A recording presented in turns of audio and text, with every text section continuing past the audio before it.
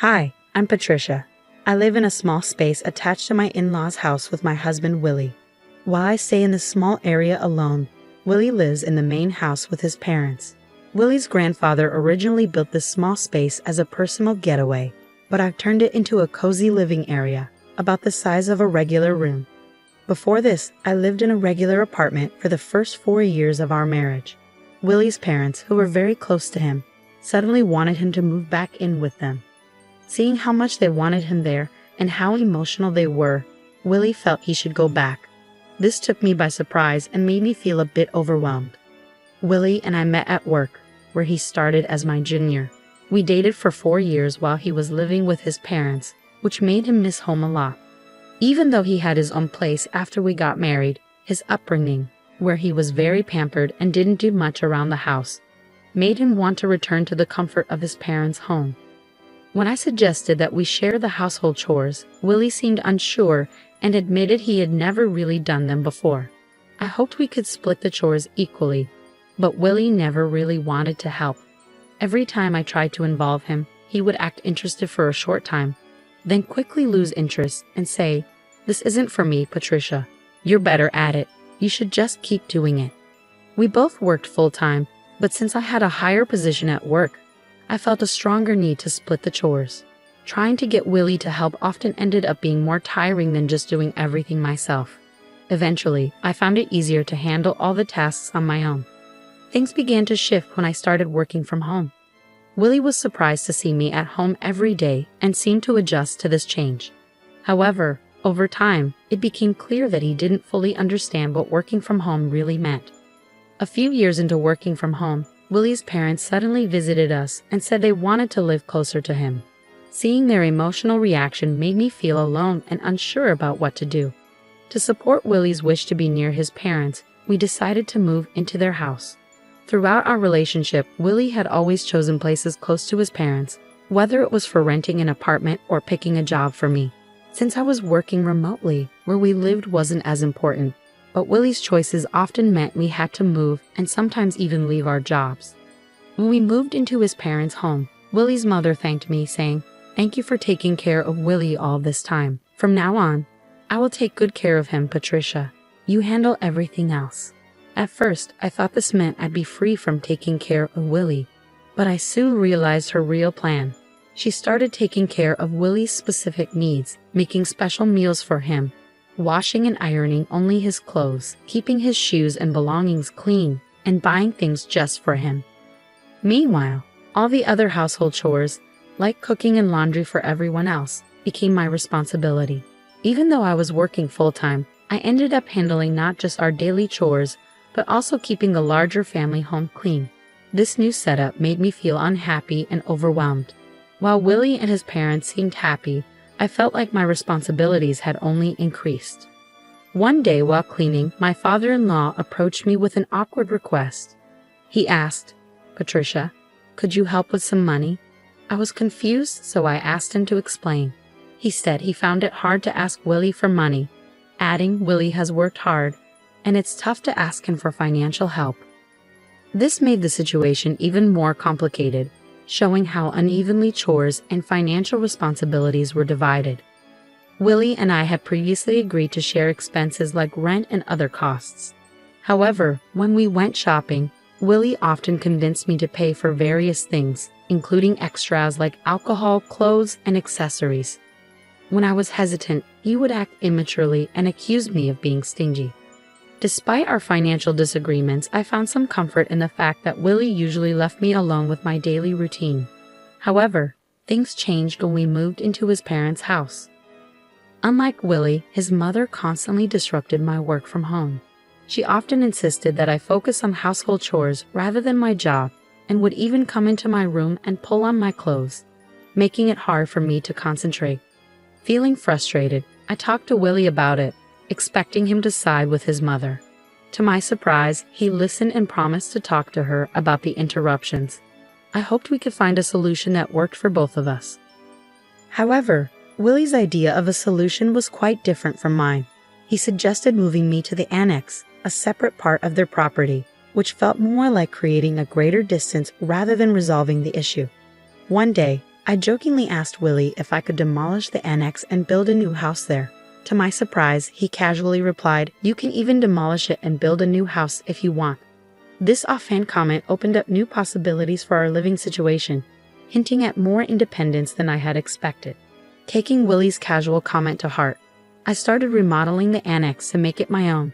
I cleaned, renovated, and changed the wallpaper, putting a lot of effort into making the space comfortable for myself. However, I noticed that Willie never came to check on the progress. It became clear that he had no intention of moving into the remodeled annex with me. This realization hit me hard. I felt like an outsider in the family. There were times when I was alone at home while Willie and his parents went out for meals or events, often organized by his mother. It seemed like these outings were planned to exclude me, maybe even to push me away. Even with these challenges, Willie had given me full freedom with the annex, so I took the chance to make it truly my own. I threw myself into DIY projects, adding shelves and personalizing every corner. Interestingly, after I moved into the annex, neither Willie nor his parents ever visited. Even though they must have known about the changes, they showed no interest in what I was doing, making me feel even more like I was no longer part of the family. Living away from the main house and without Willie's mother constantly around, I started to enjoy my new independence.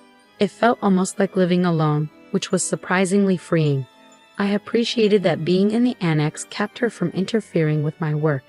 During the renovation, I installed new locks and made sure the annex was secure, making it my personal retreat. I made sure that no one, including Willie or his parents, could enter without my permission. This newfound privacy made me wonder if this separation might actually be a blessing. However, it seemed my mother-in-law noticed my growing distance and wasn't going to let me find peace easily. Unable to put up with her behavior any longer, I found myself unsure about what to do next. As I settled into the renovated annex, her attempts to drive me away became more obvious. She started with small annoyances, like leaving trash in front of my annex instead of at the collection site. Sometimes she would host barbecues in the garden and deliberately leave me out, making sure the smell of the grilled meat reached my space. Despite her attempts to push me out, I couldn't help but find her efforts amusing. One day, she called me to the main house, claiming she had leftover meat and potatoes for me. Suspecting there was more to her invitation, I went over. When I arrived, she was alone in the living room and dramatically placed a divorce paper on the table. It was clear that her real intention was to force me into signing the document, knowing Willie would agree to whatever she wanted. With a smug look, she said, "Isn't it time you gave up? There's no reason for you and Willie to stay married. Get out, you freeloading unemployed woman." Her audacity shocked me, but it only strengthened my resolve. Thrilled at the chance for freedom, I eagerly grabbed the divorce paper and said, "I'm going to the city court right now." "Thank you so much." My mother-in-law, expecting me to resist, was stunned by my unexpected eagerness. After filing the divorce papers at the city court, I quickly packed my things. I went to inform Willie's mother that the divorce was finalized. I told her I would leave the renovated cabin as it was and that she could do with it as she pleased. My positive attitude about leaving seemed to surprise her, even though she wished me luck as I left. When Willie and his father saw I was really leaving, they were concerned and asked, "Are you going? What will we do without Patricia?" I smiled and thanked them for letting me use the cabin. I explained that, since we were now divorced, it was time for me to move on. As I packed up my things, I moved into a luxury apartment I had been planning for some time. Soon after I settled into my new place, my mother-in-law called. She sounded awkward as she began, "Patricia." I cheerfully answered and asked, "What's up?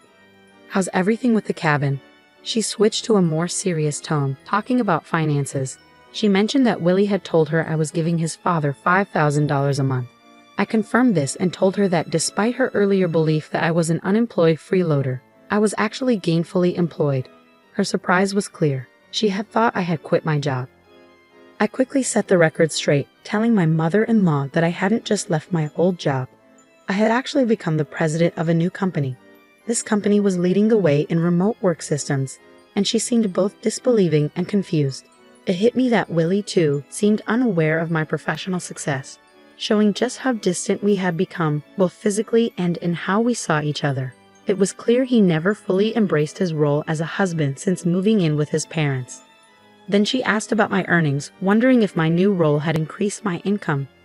I casually mentioned that I was making about $3 million.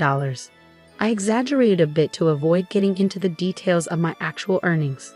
Seizing on this, she asked, "With that much money, could you lend us some? Your father-in-law was laid off and kept it hidden. We've been managing with the $5,000 you've been giving us, but neither Willie nor I knew about his job loss." This explained a previous conversation with my father-in-law, where he said it was hard to ask his son for money. I realized now that his earlier comments were likely a tactic to get financial support from me, assuming my new job meant I had a lot of money. This move, though clever, made the financial expectations of Willie's family clearer and how they viewed me. At our old company, they cleverly managed to get $5,000 a month from me, claiming it was for shared expenses. I didn't mind much at the time because it let me live peacefully in a quiet cabin. But now, being divorced from Willie, I had no reason to stay connected to his family. When I mentioned this, my mother-in-law urgently begged me, saying, "That's not true. To me and Willie, you're still family. Please come back." I immediately declined, knowing I would only be used again. Returning to Willie offered no advantages. We were now strangers, and it felt awkward for them to still consider me family when they had pushed me away. I'm really enjoying my life on my own now. It feels much like when I was married and mostly living alone. Except now I spend money on myself and don't have $5,000 siphoned off every month. I prefer this new life. I ended the call with a firm goodbye, surprised they thought I'd come back. My mother-in-law's plea seemed like a last-ditch effort. Willie's salary wasn't great, and he often avoided responsibilities, saying, "I can't do it," and passing tasks to others. This made him unreliable both personally and professionally. With his father laid off and his mother a housewife, they couldn't keep up with the large house and had to sell it. Now, all three of them are living in the cabin I renovated. It's perfect for one person but likely cramped for three. Since then, I haven't thought much about them. I'm enjoying my life peacefully, relishing the solitude and freedom that come with my new independence.